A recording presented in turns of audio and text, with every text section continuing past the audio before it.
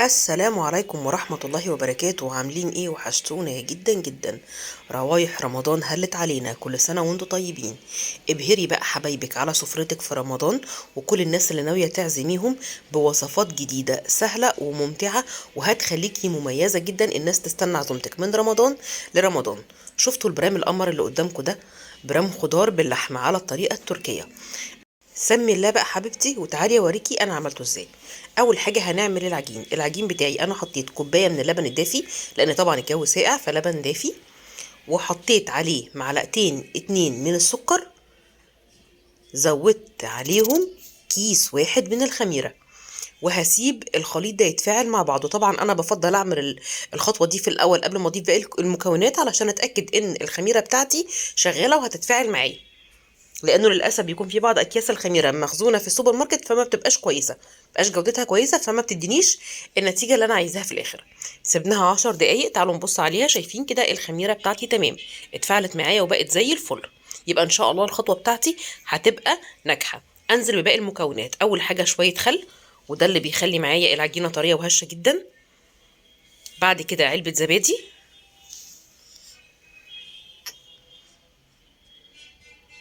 وعليهم حوالي 3 معالق زيت.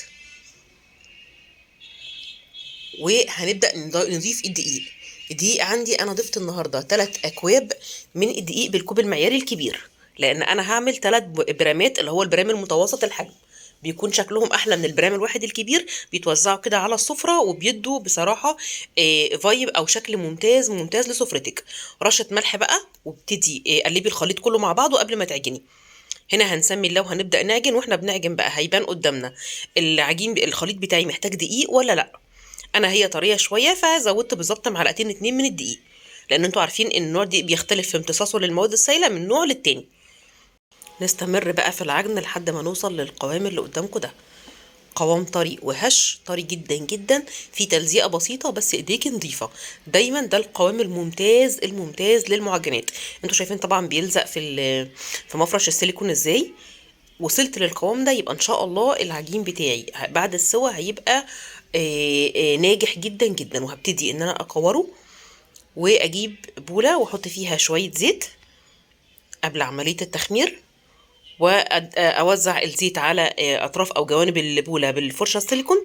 وبعدين زي ما احنا متعودين العجين بتاعي بنزل بوشه، وبعدين بقلبه، واوزع برضو عليه شوية الزيت الباقيين. وهضيف على الوش ستريتش راب، كيس حفظ طعام، اي حاجه تخلي العجين لما يعلى ما يلزقش في الفوطه، ونغطيه ونسيبه مده ما تقلش عن ساعه.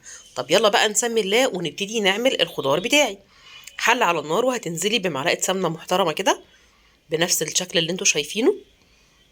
هننزل عليها ببصلايه واحده كبيره متقطعه، بصلايه حجمها حجم محترم كده كبير متقطع.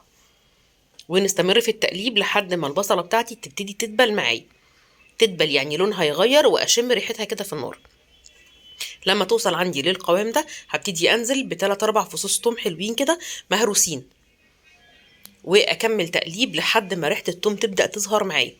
يبدا التوم يدبل ويدوب بنفس الشكل اللي انتوا شايفينه. ساعتها بقى هلاقي الريحه قلبه المطبخ.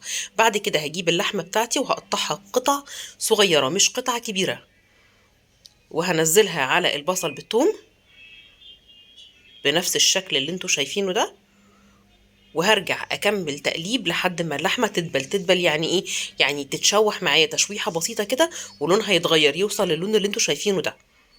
هبتدي بقى انزل بالتوابل. ورقتين لورا، عليهم فلفل اسود وبابريكا مدخنه وبهارات لحمه، ومش هحتاج اكتر من كده. وهنزل عليهم كمان بمعلقتين اتنين كبار من معجون الطماطم من الصلصه. وعليهم بقى بعد ما نقلبهم كويس مع بعض لحد ما اللحمة تتغلف بخليط الصلصة والتوابل، انزل عليهم بمية مغلية. مية مغلية جدا، مش مية باردة من الحنفية، لا مية سخنة مغلية. وهأكد عليكي احنا ما بنضيفش ملح دلوقتي خالص لحد ما اللحمة تستوي، لان احنا عارفين كلنا ان اضافة الملح في الفترة المبكرة دي بتعطل عملية سوى اللحمة شوية. وهنغطيها ونسيبها تغلي وتاخد وتدي مع بعض لحد ما اللحمة تستوي. في بعض الناس اللي ممكن يعملوا اللحمه مثلا 3/4 سوا، بس احنا بنفضل اللحمه مستويه قوي، فما بحطش الملح ولا بضيف الخضار الا لما اللحمه تستوي بنفس الشكل اللي انتوا شايفينه. هنزل بالملح زي ما انتوا شايفين، نص معلقه ملح كبيره، وبعدين هبتدي انزل بالخضار بتاعي. هنا عندي بسله، وعندي جزرتين وبطاطستين،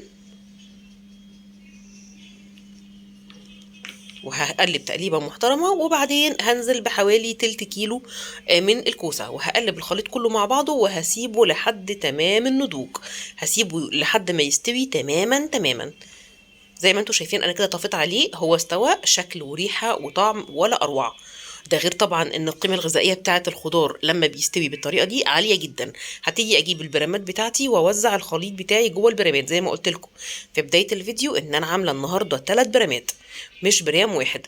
الخطوه المهمه ان انا قبل اما اعمل كده بكون مسخنه البرام في الفرن طبعا، والفرن نفسه بيكون سخن، وانا انزل بالخليط بتاعي وهو سخن، يبقى البرام سخن والفرن سخن والخليط كمان سخن، لان دي بتساعد معايا في عمليه نضوج العجين، طبقه العجين اللي انا هحطها على الوش بصوره اسرع كده. زي ما انتم شايفين وزعت البسله بتاعتي على البرامات، وبعدين هرجع للعجين.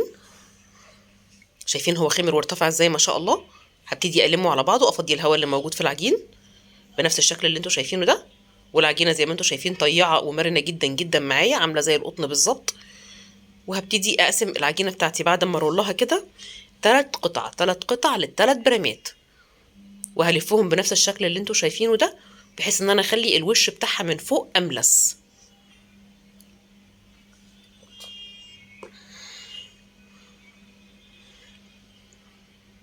وادي القطعه الثالثه بنفس الطريقه برضو. هظبط لكم بس الكاميرا شويه، حاسه ان زاويه التصوير مش مظبوطه.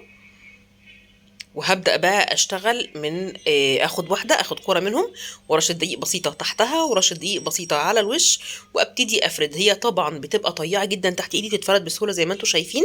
يا اما بكمل فردها بايدي، يا اما بشتغل بالنشابة، حسب رغبتي، حسب انا عايزة اشتغل ازاي. المهم ان انا على قد ما اقدر اخلي سمك العجينة من كل النواحي واحد، ما تبقاش واحدة جنب خفيف او جنب تقيل، عشان ما تتقطعش مني وانا بفرشها على البريم. رشة دقيق بسيطة، ممكن ازوي يعني اظبط الجوانب بالنشابه كده زي ما انتم شايفين. وهبتدي بقى ارفعها بالراحه واحطها على البريم بعد ما اتاكد ان انا سويتها من كل الجوانب. وبنفس الطريقه بقى برفعها بالراحه خالص، واقوم جايه مسويه جوانب البريم زي ما انتم شايفين. ممكن تقطعي الجوانب الزياده، بس انا عندي بسيبه لان الاولاد عندي بيحبوه، بيبقى مقرمش كده وجميل، بيحبوا يشيلوه كده من حوالين الحواف وياكلوا. ودهنت الوش شويه لبن عليهم رشه نسكافيه، ودخلته الفرن مع رشه سمسم طبعا، وطلعته بنفس الشكل اللي قدامكم كده. تكون وصفتي النهارده خلصت، يا رب تكون عجبتكم. من هنا للفيديو الجاي اسيبكم في رعايه ربنا وامنه، والسلام عليكم ورحمه الله وبركاته.